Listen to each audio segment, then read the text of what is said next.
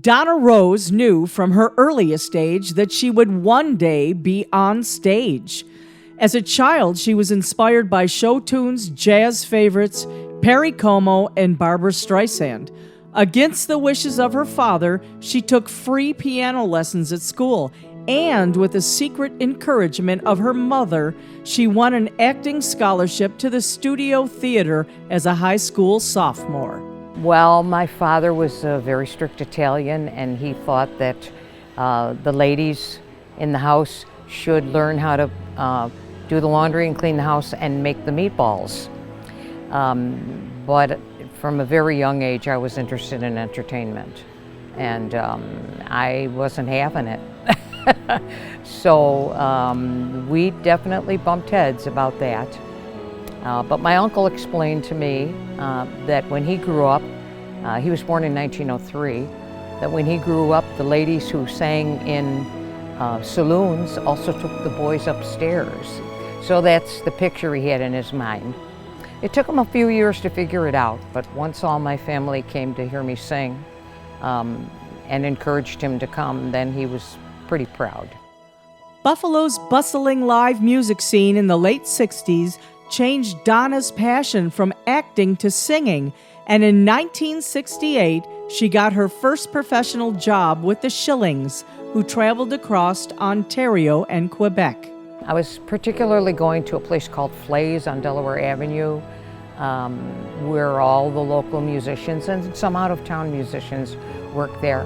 There was a band called the Marquis from Ontario, and I became friends with them. And Steve Burnside, who was the leader of that band, got me my very first job in Canada with a band called the Shillings.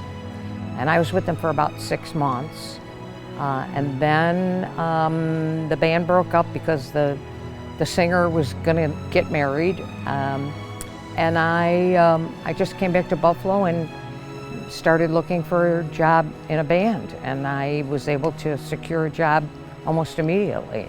Mentored by renowned jazz singer Mark Murphy, Donna changed her style to sing standards and book shows as a solo artist, backed by a number of future Buffalo Music Hall of Fame inducted members, including Wally Jetterman and Bobby Jones. I've always been very lucky to work with really great musicians. I'm not sure why I was so blessed to be able to work with people that were, I thought, a much greater talent than my own.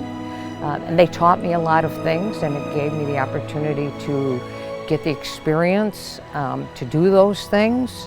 And just many of those people had incredible work ethics.